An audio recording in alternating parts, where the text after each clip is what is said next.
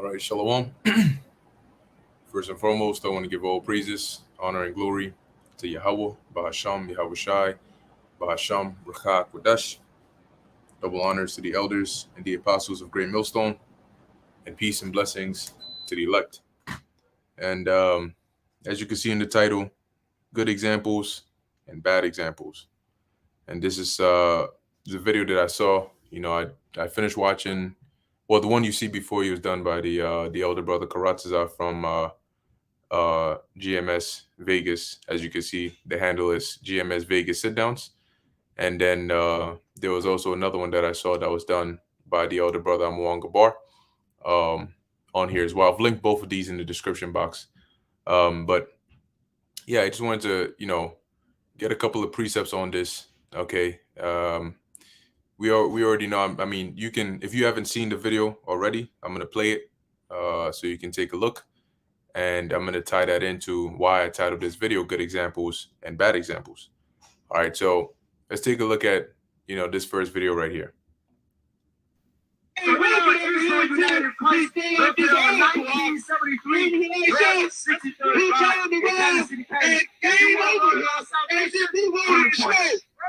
But now that we talking about that homosexual act that they did in that group, what are they doing? What do they do? He brought his gay ass back over with his time, didn't he? He can't address this. You understand? He needed to be. It's fine. The Courier and press also reported that George Lewis, using the name Gadal Ben Israel, has been connected. He was connected with who? With the Israel, with the what? With the Israel, with the what? Now them sisters gotta pack up and leave.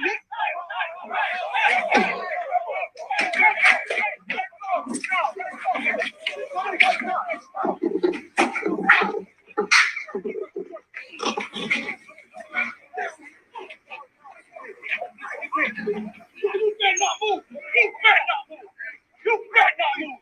I got police. You better not move. You better not move. And pretty much the rest of the video, sort of goes on like that. But what I'm going to do is just take it back to, I guess, the point of altercation, which was right here when the individual from the IUIC moved the chair over here. And then the individual in the red shirt, I believe it's from the ISUPK or so, they got into it, right? So this is one example, okay, of what just happened here. Now I'm going to play another example, and this goes back to maybe about 6 months ago. Here, this is the only remaining clip that I could find of this instance. And for those that remember, this is when you had that demon that pulled up, to the elder Manasseh Zakba's camp and basically provoked him. All right. Now I'm gonna play the video. Pretty much this was a response that was done by the elder brother Mwanga Bar. But like I said, this is like the only other page because the original page got terminated where this original video was on. So this is where I could find this video. So I'm gonna put the video on mute, and then just so you can see just a little bit of the altercation, or really wasn't much an altercation. It was just a provocation actually of this demon. Okay, so let's take a look at this one. Maybe there you go. So you see this demon pulls up, just weirdo, man. He just walks up, right?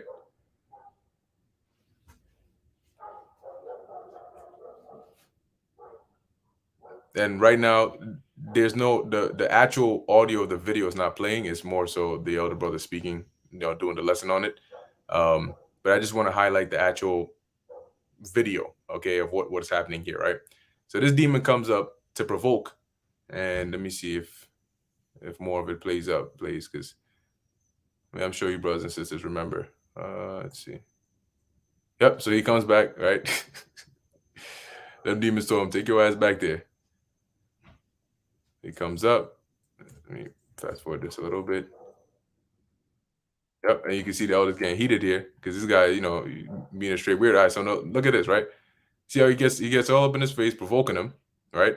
But we all know what happened, right? The elder kept this, he kept his cool, and you can see that he was very, very, very turned up in the spirit, and at this point, pretty much you had the spirit warring with the flesh because the flesh really wanted to get carnal, right?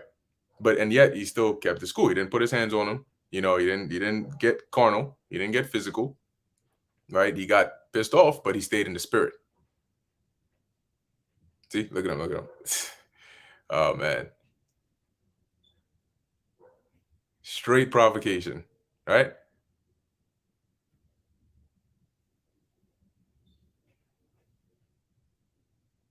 And he's still there.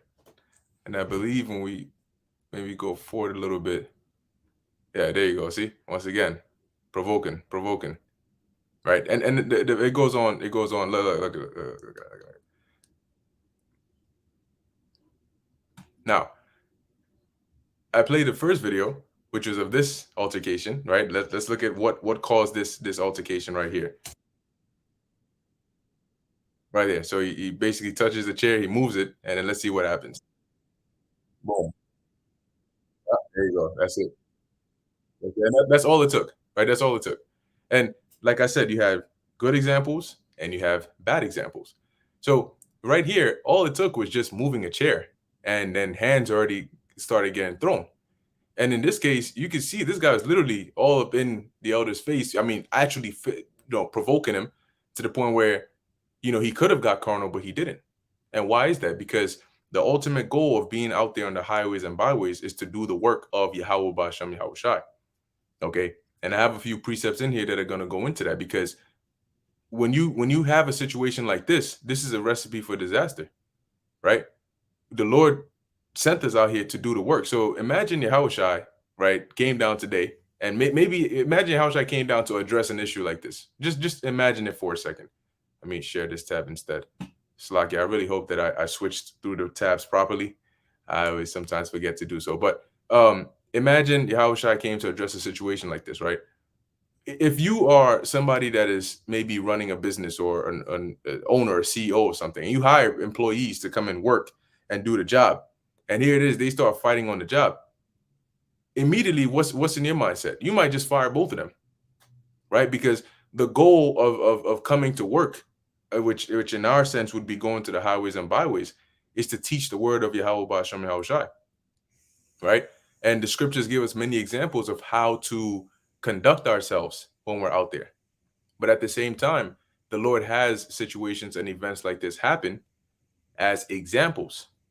And you can always learn from examples, be it a good example or a bad example. Bad examples are also important because they show you in a physical sense, right, from a visual standpoint, what you should not do, right? What kinds of behaviors you shouldn't do, what kinds of situations, you should like how to remain spiritual in X, Y, and Z situation. And then you have good examples that show you when you find yourself in a situation like this. These are some examples that you can recollect in your mind, okay, to help keep your cool, keep your composure. So there's always good examples and bad examples that the Lord puts out there, so that way you have more than enough information, all right, to know how you ought to conduct yourself, just in case reading the scriptures alone wasn't enough for you. And that's why the scriptures talk about having a carnal mind being enmity with the Most High, because what is our primary goal? The scriptures say, seek ye first the kingdom of God, and everything else shall be added onto you. So our primary goal when we're out there on the highways and byways is to do the work of Yahweh Ba'Shem Yahweh Shai, and that's to teach the scriptures, teach the word in the Bible. That should be your number one desire. So in that case, it really doesn't matter where you are. It doesn't matter if there's somebody in one location, right? Like the elder brother said in this video, right? I'm on Gabar. He said, look, the Babylon is too big for this. You know, I mean, there's a tiny, like, this is a small space. And if the goal is primarily to teach the word of the Lord, then it's as simple as, oh, well, I just find another location so that I can teach the word in peace. Now, I couldn't find a video for it, but I do remember the account. This was maybe a year or a couple of years ago, where you had the GMS brothers in Pittsburgh, if I'm not mistaken, and there was a situation like that. I think it was also ISUBK that basically came over there and took over where they teach, you know, and from what I recall, the brothers, they basically packed up and then they left, because that was the right thing to do. Because what was the goal? The goal is to teach the word of the Lord. What edification is coming out when you have another group behind you? You got both groups with super megaphones and you know, speakers blasting, you know, whatever it is, like talking over each other. There's absolutely zero edification coming from that. And when you think about Yahweh Ba'Shem Yahushai, think about the Most High, think about Yahushai in the heavens. And the scriptures say, let's go to this real quick. There we go. This is the book of Matthew, chapter 20, verse 1. It says, for the kingdom of heaven is like unto a man that is an householder, which went out. Actually, no, this is not the one I want. The one that I want is, there we go. This is the one here. This is the book of Luke, chapter 10, verse 1. It says here, after these things, the Lord appointed other 70 also, and sent them 2 and 2 before his face into every city and every place, or every city and place, whither he himself would come. And what was the goal? For them to go and teach. Verse 2, it says, therefore said he unto them, the harvest truly is great, but the laborers are few. Pray ye therefore the Lord of the harvest that he would send forth more laborers into his harvest. So the work that we're doing, okay, is great. There's a lot of work to be done, but the laborers are few. So that means that with all this work that's to be done, with all the teaching that needs to happen, with all the you know, the different spots in the world that you can go and teach and labor, you're wasting time getting into an altercation that could have been avoided. Clearly. And if the goal here was edification, then the two groups shouldn't have even been in that same vicinity anyway. If you come and you see there's a group here, even if they don't have mics or anything like that, common sense would tell you, well, we would likely be talking over each other, because you have brothers that read loud, you have brothers that have strong voices. So I might not even be able to hear, you know, what the next brother's reading, or even the camera might pick up the audio from the other group. And then, you know, those who are listening on the YouTube might not be able to, you know, hear what's being said. So let me just go somewhere far where there's nobody there, and then just we get into the scriptures and we bring out the word and we teach, and edification goes out. That's the whole goal. The reason that Yahweh Ba'Shem Yahushai sent us out there is to go and to teach his word. That's the primary goal of being out there. And that means that you should avoid any hindrances to teaching the word of the Lord. All right. Carnality, I mean, getting physical now, if you have to defend yourself is one thing, but that should be a last resort. You know, Jay got to practice how to diffuse situations verbally. Not everything requires you know, just being like a trigger happy, you know, not in the sense of an actual, you know, pistol, but just being quick to throw hands or to get carnal. That's a lack of self-control. Okay, that's a high level of incontinency right there. But the scriptures teach us about having that self-control, you know, and to focus on what is priority at hand here.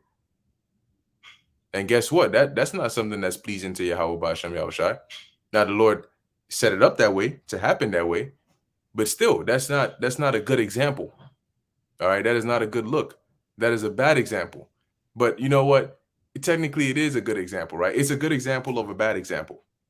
Meaning to those watching, it's an example of what not to do. So now let's go to the book of, and it's not going to be a long video. Like I said, I have a few precepts here that came to mind.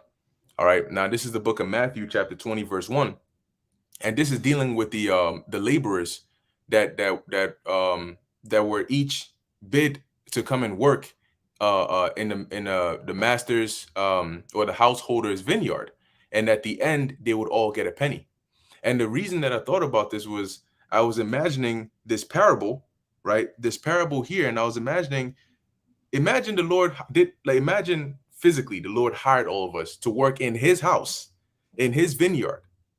And at the end of the day, we would all get a penny. And the Lord was to walk in maybe at midday and see you got two brothers, three, four, five brothers going at it, throwing fists, putting people in DDTs and RKOs and pedigrees and shit, and all of these things. And I mean, what reaction do you think the householder would have? Are we not all here to work?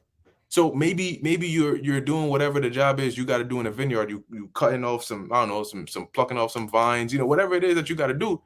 And maybe another brother steps on your toe by accident, or maybe he's coming to do work where you're doing the work.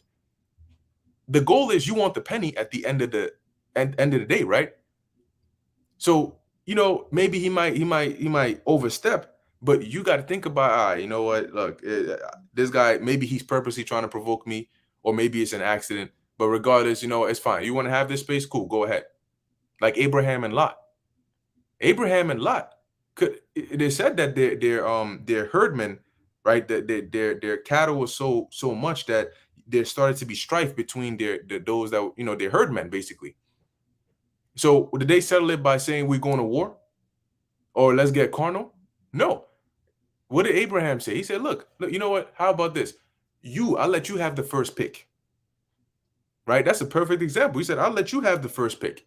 You want the land down here? You want the land over here? Which part? Whichever side you take, I'll go the other way. And that way we settle this. And there's no need for, anything else from here. Perfect solution. That's why it is said that Abraham was a man of great sagacity. Okay. So when you think like that, you solve all these issues, like problems that shouldn't be problems don't become problems. Because now this trickles down into a whole nother thing. You jeopardizing your salvation, because the Lord could look at you. Remember, going back to the laborer in the vineyard, the householder can now say, all right, now both of you get the hell out of my vineyard. So nobody's getting a penny. Then what? Now you both done cost each other a penny, which in the parable, or the breakdown of it, represents that salvation. So you may have just cost yourself salvation. You don't know. Right. But in your mind, if you are truly there to labor, and your primary goal is, I was hired, my main focus is to do the job I was hired to do, then even if somebody stepped on your foot, they came to your portion where you're working, they try to take your job or whatever it is, all right, cool, whatever. You want to have it, I'll go to another side. The point is that I'm doing work, and that's what I was hired to do, because I need that penny. That is my primary goal. That penny is worth more than my pride or my ego or my carnal, side. So you know what? I'm gonna put that down. I'm gonna swallow the pride, whatever it is, and I'm gonna go ahead and do the work, maybe in another area. But the point is, I'm gonna do the work, because that's what the householder hired me to do. And if I don't do the work, I'm not gonna get that penny. I mean, it's as simple as that. But once again, it goes to show you, the scriptures talk about where a man's treasure is, there will his heart be also.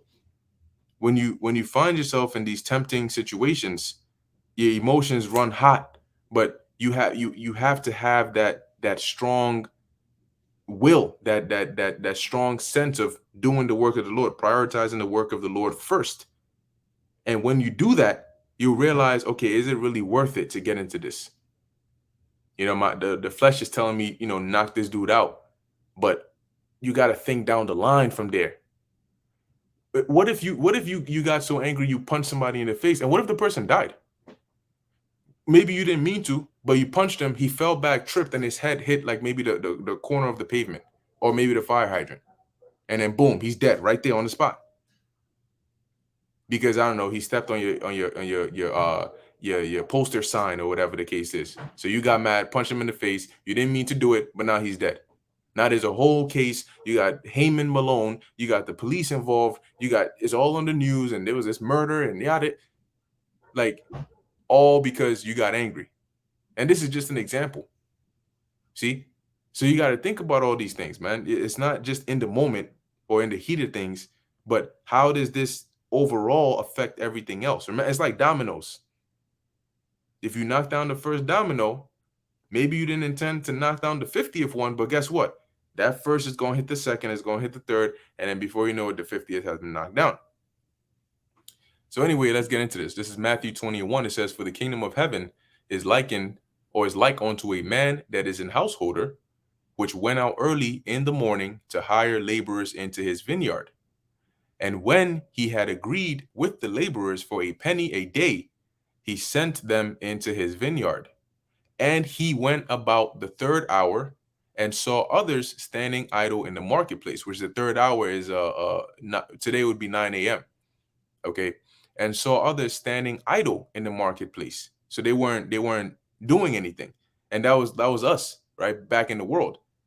And so when the Lord saw us, okay, metaphorically, being idle, being in the world, what did he say? And said unto them, "Go ye also into the vineyard, and whatsoever is right, I will give you." And they went their way. So once again, that's when we were called, as the scriptures say, "For many are called, but few are chosen." So that's when we were called to come and do the work of the Lord. And again, he went out about the 6th hour and the 9th hour. So the third hour being 9 a.m., the 6th hour being noon, 12 p.m., the 9th hour being 3 p.m., right? And did likewise. And that's why, you have, like, today, you have men in the truth. You have some elders, some elder brothers, some bishops, some brothers, some young brothers. You have different different length in terms of experience, because we were all called at different times. But at the end of the day, we're all still doing the same work. Okay. It says, and now you may have those that have been doing the work longer, they know their way around more. Maybe when they're dealing with a certain plant or thorn, they know, all right, let me deal with it this way so it don't prick me. You may need to learn that the hard way, or maybe they may tell you, you don't do that way. You want to do it this way. Right. But anyway, it says, and about the 11th hour, he went out. So that's about 1 hour before the 12th hour, and found others standing idle, and saith unto them, Why stand ye here all the day idle? And as you go on, it pretty much goes into what the point is here, right? But the main reason that I brought this out was because what was the purpose of the householder calling these men into his vineyard? To go and work, and he would pay them at the end of the day. Not for them to go and get into it with each other, but to go and do the work for him, what he hired them to do. So when you're on the highways and byways and you call yourself a prophet, a man of the Lord, then you're supposed to do what a prophet does, or what a prophet is supposed to do. And that's to teach the word of the Lord. That's your priority. All right, moving on. This is the book of Luke, chapter 10, verse 1. And let's see what is the reason why we're really out there. Okay, Luke 10 and 1, it says, "After these things, the Lord appointed other 70 also, and sent them 2 and 2 before his face into every city." It's like, I think I read this part already. Yeah. But let me see. Maybe the one I wanted is Luke 14. Yeah, we go. Luke 14. Come. So this is the book of Luke, chapter 14, verse 16. It says, "Then said he unto them, A certain man made a great supper, and bade many." Now, these are parables the Lord gave, but the parables have a meaning, right? The point of a parable is to convey a certain meaning in a hidden way, right? The parables have a meaning, but it's just not clear. It's saying something in a dark sentence, basically. So these parables obviously have a meaning to them. It says, "Then said he unto him, A certain man made a great supper, and bade many, and sent his servant at supper time to say to them that were bidden, Come, for all things are now ready. And they all with one consent began to make excuse. The first said unto him, I have bought a piece of ground, and I must needs go and see it. I pray thee have me excused. And another said, I have bought 5 yoke of oxen, and I go to prove them. I pray thee have me excused. And another said, I have married a wife, and therefore I cannot come. So the servant came and shewed his lord these things. Then the master of the house, being angry, said unto his servant, Go out quickly into the streets and lanes of the city, and bring hither the poor, and the maimed, and the halt, and the blind. And these represent the elect. The servants represent the prophets. Okay, because we were sent, or we are sent, out into the streets to bring hither. How are we going to bring them hither? Through the word of Yahweh Ba'ashem Yahweh Shai. All right, to gather them. So we're there to invite them, basically. That's pretty much what this is. When we go out there in the highways and byways and we push this word, we're giving out an invitation that is only going to be accepted by the elect. And they're characterized here as the poor and the maimed and the halt and the blind. It says, and the servant said, Lord, it is done as thou hast commanded, and yet there is room. And the Lord said unto the servant, go out into the highways and hedges and compel them to come in, that the house may be filled. So what is the whole goal of us going out there? To go and teach the nation of Israel, really our people, and in hopes that, you know, the elect get woken up and they hear it and they come into this thing. I mean, is that not the ultimate goal? Don't we want to get out of here? So if you think about it, every day you go out there and you push this word is another step towards progress of us getting out of here. But when you go out there and this is the result, right? This is the outcome. Chairs being moved, fists being thrown, people being put in chokeholds and on the ground, and whatever the case is. What? Hey, like the elder said, this is certainly not the fruits of the spirit. What happened to remaining spiritual? I mean, the Bible, this, the Lord Yahweh Shai. But when did Yahweh Shai say this? What happened when Peter, which in his mind was very justified, cut off the high priest's servant's ear? I think his name was Melchus or so. When they came to grab Yahweh Shai, because he was doing it in defense of Yahweh Shai, saying, "No, I'm not going to let you take the Lord, touch him." And even still, the Lord rebuked Peter, the apostle Peter. So how much more for now, when Yahweh Shai is up in the heavens, making intercession on our behalf, that the Lord should. So if the Lord was to say now, why should I even deal with them? Why should I have mercy on them? You make the case harder for Yahweh Shai to you know, to be a lawyer. It's like if you're in a courtroom and your lawyer's trying to defend you and he tells you be quiet. And your ass is out here and I know you losing your cool. The person says something, you say, hey, you lying, because he lying right there. That's not what I did. I shot him in the leg. I didn't shoot him in the shoulder. First off, your dumb ass was supposed to be quiet, because now you just admitted that you did shoot him. You know, like things like that. Then you make it difficult for your lawyer to do his job. Because here he's on one hand saying, it was an accident, or he wasn't aware, and then you open your mouth saying, I knew exactly what I was doing, but I really was aiming for the kneecaps. You just lucky I hit right above. So then what's going to happen? See? So, hey, ultimately, man, like going back to the title, you have good examples and you have bad examples. And I showed these two videos, right? You had this one right here, which is a bad example of how to conduct yourself out there. We're all men. We all have testosterone. We all get heated. But we know that these things are possibilities. We know these things can happen. The goal is to keep it doctrinal. You may not have the same doctrine. You may not agree, but keep it at that. Deal with the scriptures. But guess what? If you know that, okay, I don't agree, I don't even like these guys, whatever the case is, then why be in the same vicinity, knowing that this is a very possible thing? That's like you go to a room full of a flammable material, room that's been covered in flammable material, and you decide you want to light a cigarette in there. That's pretty much what you're saying. Well, it's not going to catch on fire unless I light a cigarette. But I mean, why would you even bring a lighter into a flammable room in the first place? Why not just avoid it completely, knowing that it's a very real possibility, right? And then I also played this other video here, going to show you really how a good example.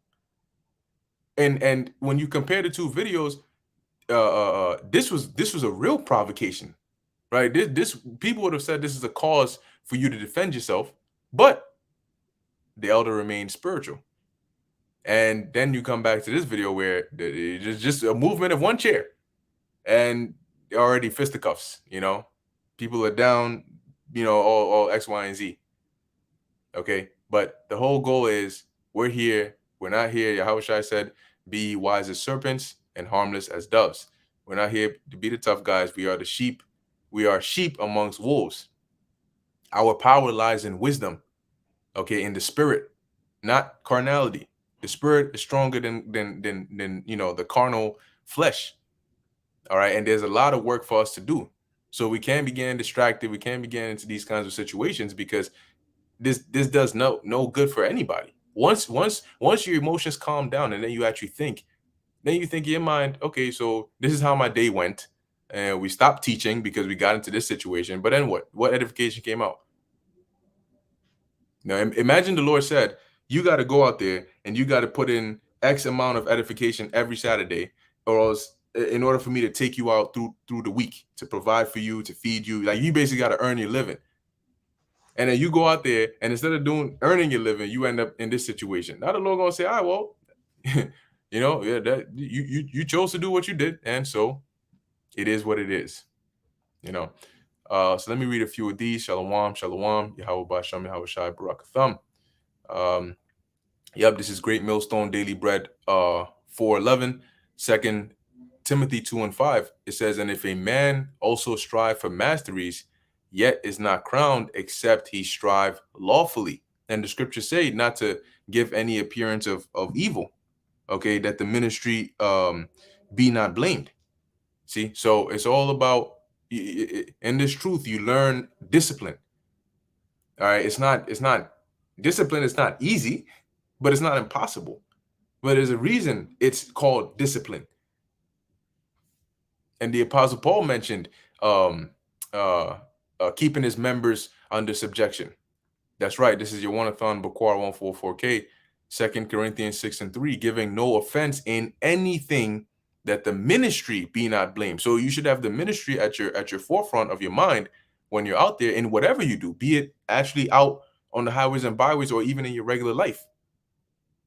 Okay, you got to have this in mind. How is what I'm doing, going to affect X, Y, and Z? How will the way that I react, have a trickle down effect? All of these things you got to consider. Okay.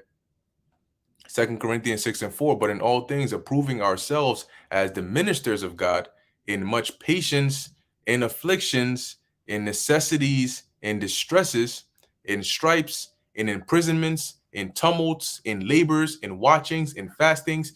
When you deal with the men of old, the apostles, they had spiritual power. As a matter of fact, I think James and John, right? The brothers of the sons of thunder, was it? I think that they were called Boanerges. I think that's how it was written. But they basically said, Lord, should we call on fire from heaven, burn these dudes up real quick? So why would they say it? Like Elijah, basically? But why would they even suggest something like that? Because they had spiritual power. But yet, what account do you read in the scriptures that said that you had this individual that came and did X, Y, and Z? When the Apostle Paul rebuked or exorcised the demon off of that woman, I forget exactly where they were, but he basically, maybe they were in Athens, but they were somewhere in Greece, and he exorcised the demon off of that woman because she kept on following them for about 3 days straight, talking about these are the men of God and they'll show us the way of salvation. So he exorcised the demon off of her, but she had masters who were using that familiar spirit on her for gain. And when they saw that, they got so upset that I think they said they grabbed Paul and they beat him, and then they took him to the magistrates and so on and so forth, saying this guy is basically causing trouble for us. So why didn't the Apostle Paul, with the spiritual power he had, whoop their ass? Who the fuck you pointing your hands, nigga? You know who I am? I'm the Apostle Paul. Hey, bring me that. Let me open up the earth real quick. Close it on this nigga. Show him what I'm about. Right? Why didn't they, with the ability they had? Why not? Why didn't they do that? Because the goal was not to do that. When you look at what they used the spiritual power for, it wasn't for carnal needs or for their benefits. It was to further the word of Yahweh Ba'ashem Yahweh Shai. All right, that's the ultimate goal, to push and to teach the word of Yahweh Ba'ashem Yahweh Shai. Anyway, I'm going to end it off here. Lord willing, that was edifying to the elect. In closing, I want to give all praises, honor, and glory to Yahweh Ba'ashem Yahweh Shai, Ba'ashem Recha Kodesh. And until next time, Shalom.